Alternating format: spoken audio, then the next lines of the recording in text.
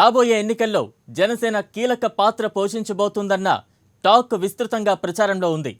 పవన్ ఎవరితో జట్టు కడతారో వారే పవర్లోకి వస్తారంటున్నారు. ఆ క్రమంలో పవన్ కళ్యాణ్ కొత్త రాజకీయ సమీకరణలకు తెరలేపుతున్నారా? ప్రజల్లో ఉండటానికి ఆయన రూట్ మ్యాప్ రెడీ చేసుకున్నారా? ఇంతకీ ఆయన ఎవరితో పొత్తుకు రెడీ అవుతారు? అసలు ఆయన రాజకీయ స్ట్రాటజీ ఏంటి?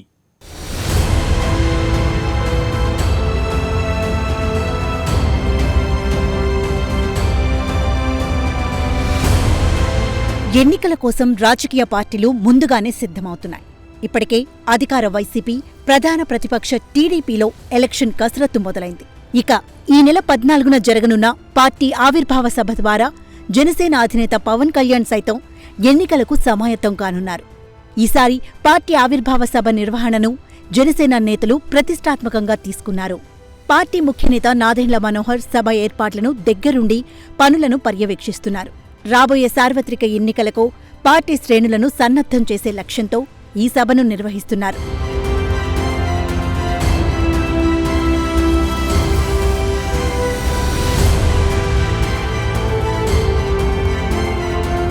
రాజకీయంగా జనసేన వైఖరిని ఇదే వేదిక నుంచి పవన్ కళ్యాణ్ ప్రకటిస్తారని పార్టీ సీనియర్ నేత మనోహర్ సైతం స్పష్టం చేశారు.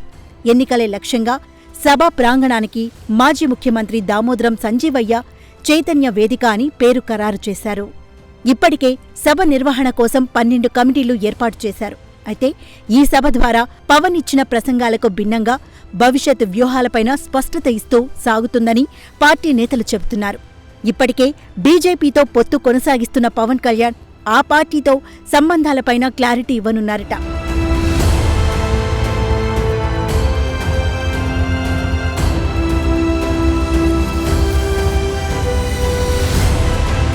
తెలంగాణలో దాదాపుగా బీజేపీతో పవన్ దూరంగానే ఉంటున్నారు. తెలంగాణలో కమలం పార్టీ నేతల తీరుపైన జనసేనాని అసహనంగా ఉన్నట్లుగా చెబుతున్నారు. అయితే ఏపీలో మాత్రం బీజేపీతో ఇప్పటి వరకు పొత్తు కొనసాగుతోంది. ఎన్నికల కోసం పొత్తు కొనసాగించాలా లేక తమ వైఖరి మార్చుకోవాలా అనే దానిపైన పార్టీ నేతలతో పవన్ అభిప్రాయ సేకరణ చేస్తున్నట్లు తెలుస్తోంది. ఇప్పటికే టీడీపీ అధినేత చంద్రబాబు మరోసారి జనసేనకు స్నేహహస్తం అందించారు.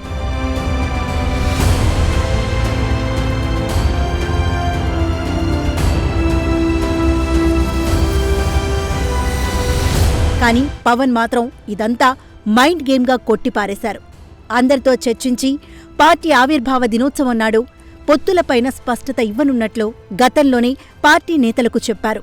దీంతో రానున్న ఎన్నికల్లో జనసేన పొత్తుల అంశంపైన పవన్ పార్టీ ఆవిర్భావ సభలో ఏం ప్రకటన చేస్తారనేది ఆసక్తికరంగా మారుతోంది. ఇదే సమయంలో పవన్ కొత్త రాజకీయ సమీకరణం పార్టీ ద్వారా తీసుకొస్తున్నట్లు తెలుస్తోంది. ప్రధానంగా తమతో కలిసొచ్చే వర్గాలతో పాటు బీసీ, ఎస్సీ, ఎస్టీ వర్గాలకు ప్రాధాన్యత ఇస్తూ ప్రతి జిల్లాలోనూ జనసేన పొలిటికల్ కమిటీలు ఏర్పాటు దిశగా ఆలోచన చేస్తున్నట్లుగా తెలుస్తోంది.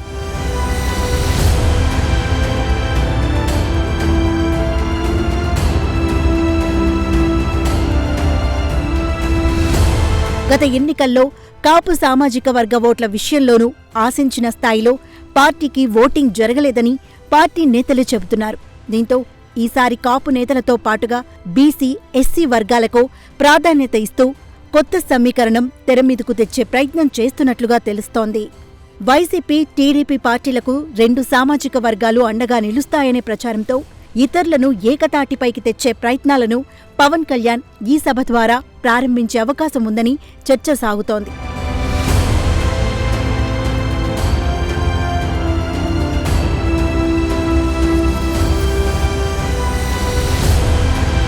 రెండు 2019 ఎన్నికల్లో జగన్ అమలు చేసిన సోషల్ ఇంజనీరింగ్ ఆ స్థాయిలో ఓట్లు, సీట్లు వైసీపీకి తెచ్చిపెట్టిందనే అభిప్రాయంతో జనసేన నేతలు ఉన్నారు. అందుకే ఈసారి ముందుగానే కొత్త సమీకరణలతో బరిలోకి దిగే అవకాశం కనిపిస్తోంది. ఏపీలో ఎన్నికల్లో సామాజిక సమీకరణాలే కీలకం కావటంతో జనసేన అధినేత ఆ దిశగా పార్టీ ఆవిర్భావ సభ ద్వారా పార్టీ శ్రేణులకు దిశానిర్దేశం చేయనున్నారట.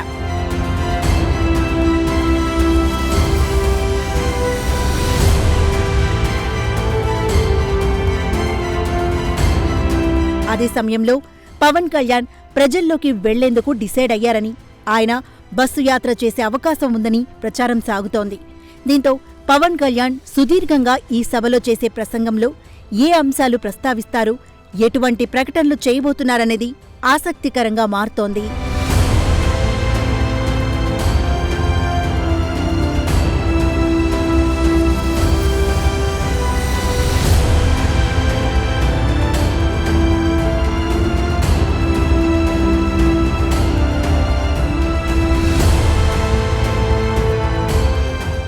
యూపీ సహా ఇతర రాష్ట్రాల్లో తమకు లభించిన మద్దతును దృష్టిలో పెట్టుకుని ఏపీలోనూ సొంతంగా ఎదిగేందుకు బీజేపీ ప్రయత్నిస్తోందా?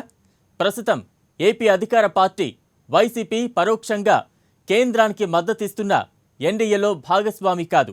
అంటే తెలంగాణ తరహాలో ఏపీలోనూ ఎదగడానికి కమలనాథులు స్కెచ్ గీయడం ఖాయమంటున్నారు. అలాంటి పరిస్థితి వస్తే సీఎం జగన్ ఏం చేస్తారన్నది ఇప్పుడు చర్చనీయాంశంగా మారింది.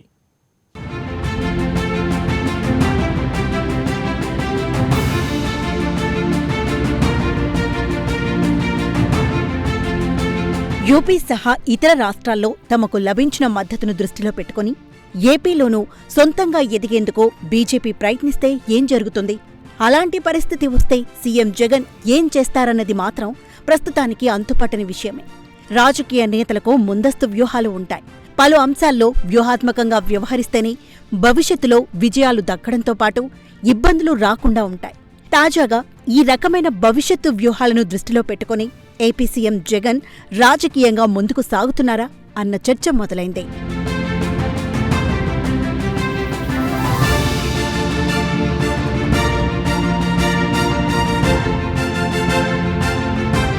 దేశంలోని 5 రాష్ట్రాల ఎన్నికల ఫలితాల్లో బీజేపీ మరోసారి ప్రభంజనం సృష్టించింది. ముఖ్యంగా దేశ రాజకీయాలను ప్రభావితం చేసే ఉత్తరప్రదేశ్ అసెంబ్లీ ఎన్నికల్లో మరోసారి విజయం సాధించింది.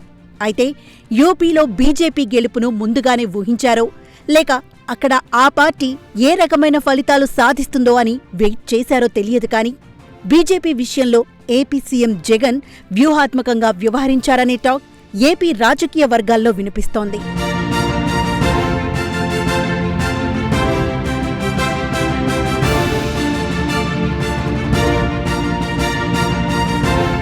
నిజానికి తెలంగాణ ముఖ్యమంత్రి కేసీఆర్ జాతీయ రాజకీయాల్లో బీజేపీకి వ్యతిరేకంగా కూటమిని ఏర్పాటు చేసేందుకు ఎంతగానో ప్రయత్నించారు. అందుకు వివిధ రాష్ట్రాల్లోని పార్టీ ముఖ్యనేతలు ముఖ్యమంత్రులను కలిసి చర్చించారు. తమతో కలిసి రావాలని వారిని కోరారు. కానీ ఈ విషయంలో ఏపీ సీఎం జగన్ మాత్రం కేసీఆర్కు దూరంగా ఉండిపోయారు. నిజానికి ఏపీ సీఎం జగన్, కేసీఆర్ మధ్య రాజకీయంగా స్నేహం ఉంది. కొన్ని అంశాలను మినహాయిస్తే ఈ ఇద్దరి మధ్య సఖ్యత కొనసాగుతోంది.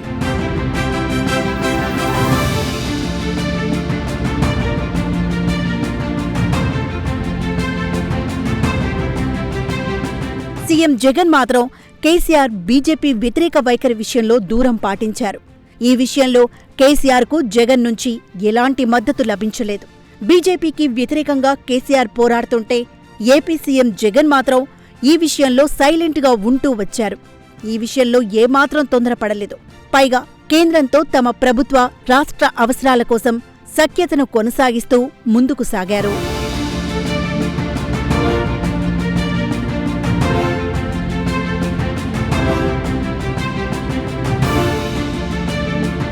కారణం ఏదైనా బీజేపీని వ్యతిరేకించే విషయంలో ఏపీ సీఎం జగన్ రాజకీయంగా తొందరపడలేదు.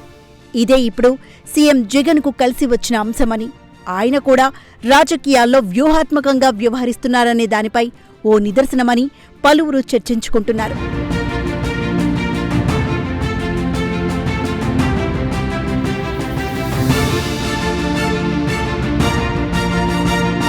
యూపీ సహా ఇతర రాష్ట్రాల్లో తమకు లభించిన మద్దతును దృష్టిలో పెట్టుకుని ఏపీలోనూ సొంతంగా ఎదిగేందుకు బీజేపీ ప్రయత్నిస్తే ఏం జరుగుతుంది? అలాంటి పరిస్థితి వస్తే సీఎం జగన్ ఏం చేస్తారన్నది మాత్రం ప్రస్తుతానికి సస్పెన్సే.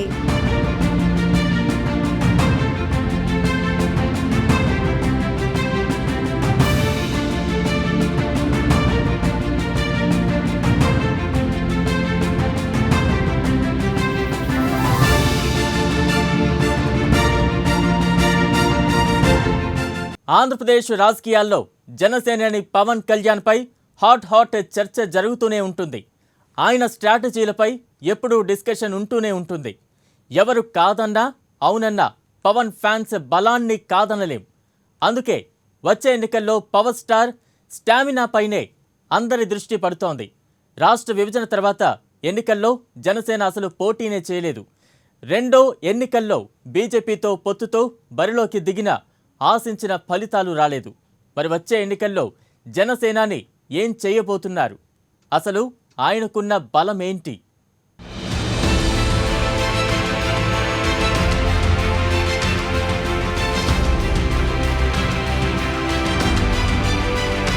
ఆంధ్రప్రదేశ్ రాజకీయాల్లో జనసేనాని పవన్ కళ్యాణ్పై హాట్ చర్చ జరుగుతూనే ఉంటుంది.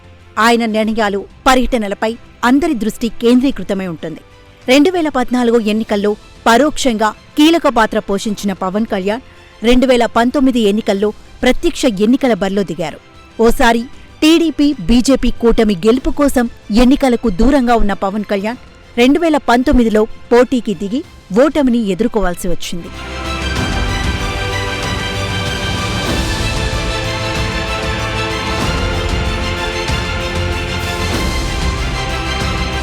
పరిస్థితులకు అనుగుణంగా పవన్ తన వ్యూహాన్ని మార్చుకొని ప్రజల వద్దకి వస్తానని గతంలోనే చెప్పుకొచ్చారు.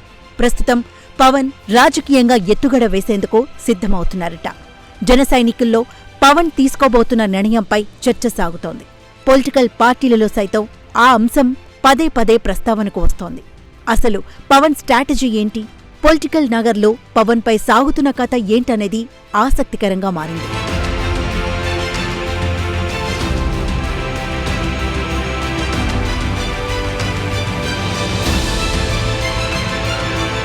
టీడీపీలో తెగతెంపులు చేసుకుని బీజేపీతో మళ్లీ దోస్తీ కట్టిన పవన్ ఆ పార్టీతో ప్రయోజనం లేదన్న భావనలో ఉన్నట్లు గుసగుసలు వినిపిస్తున్నాయి.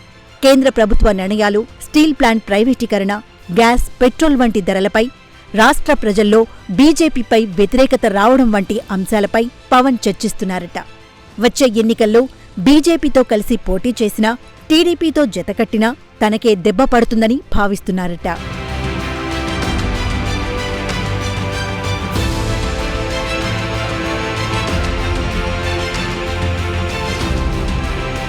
పవర్ స్టార్ అని పిలవకండి, పవర్ లేదు అంటూ వ్యాఖ్యలు చేస్తున్న పవన్ వచ్చే ఎన్నికల్లో అధికారంలోకి వచ్చేలా వ్యూహాలు పన్నుతున్నారట. ఆ క్రమంలో ఇటీవలే జనసేన, టీడీపీ మళ్లీ చేతులు కలపబోతున్నాయన్న ప్రచారం సాగుతోంది. ఏదేమైనా ఎవరితో పొత్తులు లేకపోయినా ఒంటరిగానే పోటీ చేయాలని జనసేనాని భావిస్తున్నారట. ఆయనకున్న ప్రధాన బలం సినిమా ఫ్యాన్సే. ఆ ఫ్యాన్స్లో కూడా యువతదే పెద్దపీట. 2019 నాటికి ఆ అభిమానుల్లో లక్షల మందికి ఓటు హక్కు వచ్చేసింది.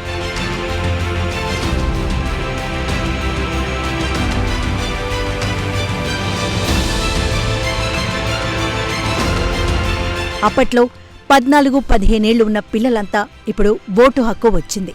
అది ఖచ్చితంగా జనసేనాని సైన్యంలో చేరేదే.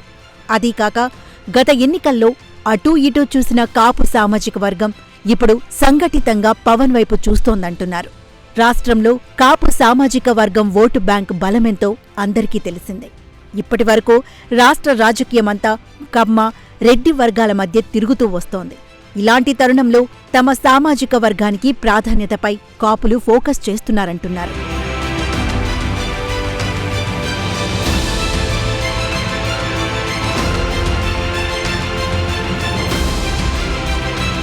ప్రస్తుత రాజకీయాల్లో ఆ వర్గమంతా ఇప్పుడు పవన్ కళ్యాణ్ మాత్రమే తమకు ఆశాదిక్కు అని చూస్తోందంటున్నారు.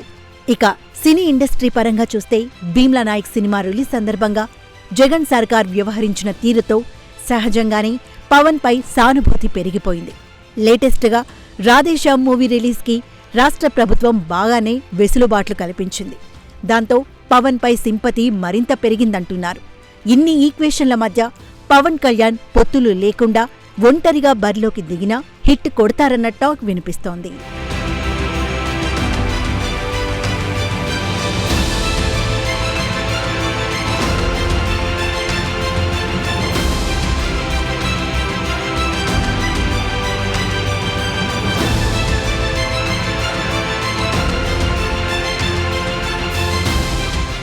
గులాబీ పార్టీలో అసమ్మతి సెగలు భగ్గుమంటున్నాయా అంటే అవుననే సమాధానం వినిపిస్తోంది.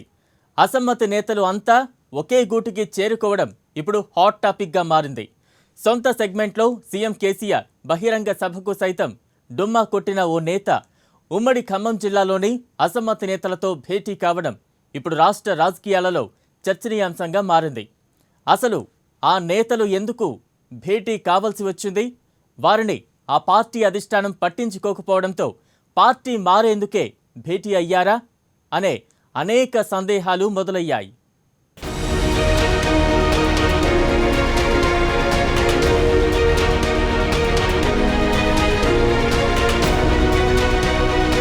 ఉమ్మడి మహబూబ్ నగర్ జిల్లా రాజకీయాలలో తనకంటూ ప్రత్యేక స్థానాన్ని సంపాదించుకున్న జూపల్లి కృష్ణారావు ఉద్యమ సమయంలో తన పదవికి రాజీనామా చేసి టీఆర్ఎస్లో చేరారు.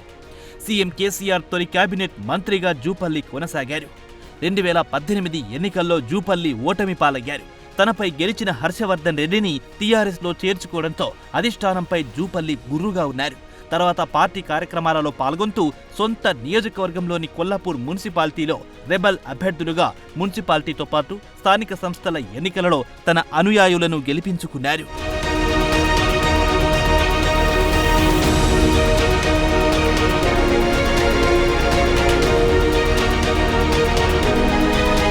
అప్పటి నుండి పార్టీకి జూపల్లికి మధ్య దూరం మరింత పెరిగింది. ఇటీవల కాలంలో స్థానిక సంస్థలు పట్టభద్రుల ఎమ్మెల్సీ ఎన్నికల్లో సీటు ఆశించారు. కానీ అధిష్టానం సీటు కేటాయించకపోవడంతో మరింత అసంతృప్తికి లోనయ్యారు. నాటి నుంచి అసమ్మతి నేతగా ఉన్న జూపల్లి ఉమ్మడి మహబూబ్ నగర్ జిల్లాలో సీఎం పర్యటన ఉండగా ఆ సభకు డుమా కొట్టి ఖమ్మం జిల్లాలోని టీఆర్ఎస్ అసంతృప్తి నేతలతో భేటీ కావడం రాష్ట్ర రాజకీయాల్లో చర్చనీయాంశంగా మారింది.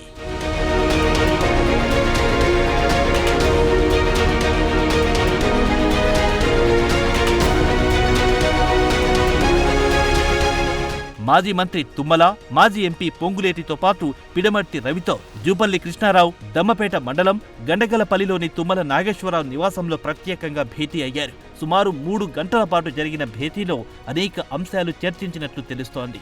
పాలేరులో తుమ్మల ఓటమితో పాటు జూపల్లి ఓటమికి గల కారణాలను చర్చించుకొని నాటి నుంచి అధిష్టానం దూరం పెట్టడంతో పాటు గ్రూపు తగాదాల నేపథ్యంలో తమ భవిష్యత్తు రాజకీయాలపై సుదీర్ఘంగా చర్చించారని సమాచారం.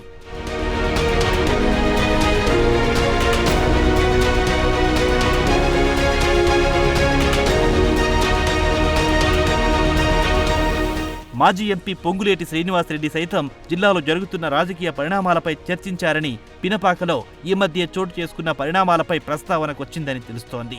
ఎమ్మెల్యే రేగా కాంతారావు పొంగులేటి ఏ పార్టీలో ఉన్నాడు అని చేసిన వ్యాఖ్యలు సైతం చర్చకొచ్చినట్లు తెలుస్తోంది. గత కొంతకాలంగా మాజీ మంత్రులైన తుమ్మల, జూపల్లికి అధిష్టానం సరైన ప్రాధాన్యత ఇవ్వడం లేదంటూ ఆయన ఆవేదన వ్యక్తం చేసినట్లు తెలుస్తోంది. అనంతరం ఖమ్మంలోని పొంగులేటి శ్రీనివాసరెడ్డి నివాసంలో మరోసారి జూపల్లి భేటీ అయ్యారు. ఈ భేటీలో ఎస్సీ కార్పొరేషన్ మాజీ చైర్మన్ పిడమర్తి రవి, డీసీసీబీ మాజీ చైర్మన్ మువ్వ విజయబాబులు సుమారు 2 గంటల పాటు రాష్ట్ర రాజకీయాలతో పాటు జిల్లా టీఆర్ఎస్ పార్టీలో నెలకొన్న పరిణామాలపై సుదీర్ఘంగా చర్చించినట్లు సమాచారం.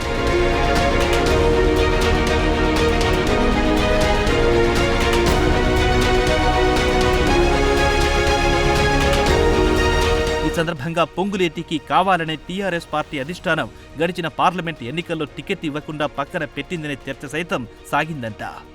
అనంతరం పొంగులేటిని జిల్లా నేతలు టార్గెట్ చేస్తూ అధిష్టానానికి ఫిర్యాదు చేసిన అంశాలు సైతం వారి మధ్యకు చర్చకొచ్చినట్లుగా నేతలు పేర్కొంటున్నారు. ఉమ్మడి ఖమ్మం జిల్లాలో అధికారం ఉన్న సమయంలో తుమ్మల నాగేశ్వరరావు, పొంగులేటి శ్రీనివాసరెడ్డి మధ్య విభేదాలు తారాస్థాయిలో ఉండేవి. ఇటీవల కాలంలో తుమ్మల, పొంగులేటిని అధిష్టానం పట్టించుకోకపోవడంతో వారు ఒకే తాటిపైకి వచ్చారంట. దానికి తగ్గట్టే వారి అనుచరులు సైతం కలిసి పనిచేస్తూ ఉండడం విశేషం. ఇద్దరు నేతలు ఉమ్మడి ఖమ్మం జిల్లాలో ఎవరికి వారే పర్యటనలు కొనసాగిస్తూ తన అనుయాయులకు భరోసా ఇచ్చి భవిష్యత్తు మనదే అంటూ సంకేతాలు పంపిస్తున్నారంట.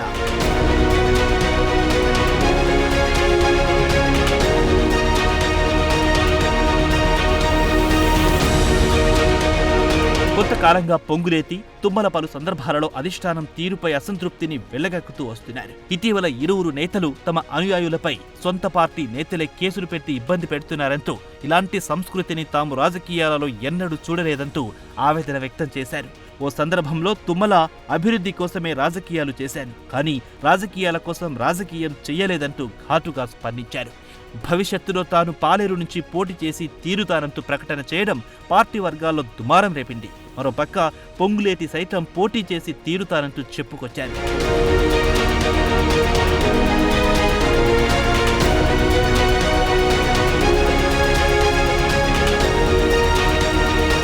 కానీ వారిద్దరూ ఏ పార్టీ నుంచి పోటీ చేస్తారో స్పష్టత ఇవ్వకపోవడంతో ఉమ్మడి ఖమ్మం జిల్లాలో అధికార పార్టీ నేతలు తలలు పట్టుకుంటున్నారు. ఇలాంటి సమయంలో జూపల్లి కృష్ణారావు ప్రత్యేకంగా తుమ్మల, పొంగులేటితో వారి నివాసాలలో ప్రత్యేకంగా భేటీ కావడం రాష్ట్ర రాజకీయాల్లో దుమారం రేపుతోంది. గడిచిన సార్వత్రిక ఎన్నికల్లో సీనియర్ నేతలు రాష్ట్రంలో ఓటమి పాలవడంతో వారిని అధిష్టానం పక్కన పెడుతూ వచ్చింది. దీంతో రాజకీయాలలో తలలు పండిన నేతలు తుమ్మల, జూపల్లి తమ రాజకీయ భవిష్యత్తుపై దృష్టి సారించి భేటీ అయ్యారనే చర్చ రాజకీయ వర్గాల్లో విస్తృతంగా సాగుతోంది.